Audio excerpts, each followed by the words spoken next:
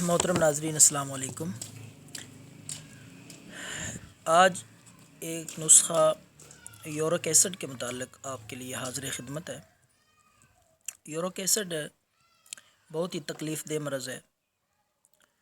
جوڑوں میں درد، پاؤں میں درد، بندہ چلنے پھرنے سے مجبور ہو جاتا ہے۔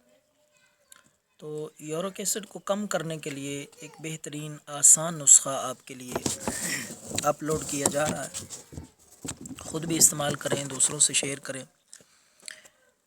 1 لیٹر پانی میں آدھا پیاز ڈال کر اس کو ابالنا ہے۔ یہ صرف 2 چیزیں استعمال کرنی ہیں۔ آدھا لیٹر پانی، اس میں آدھا پیاز ڈال کر 3 منٹ تک ابالیں۔ جب اچھی طرح 3 منٹ تک وہ ابل جائے اس کو اتار لینا ہے اور اس کو 5 منٹ تک ٹھنڈا ہونے دیں۔ جب پانی ٹھنڈا ہو جائے اس کو پی لیں۔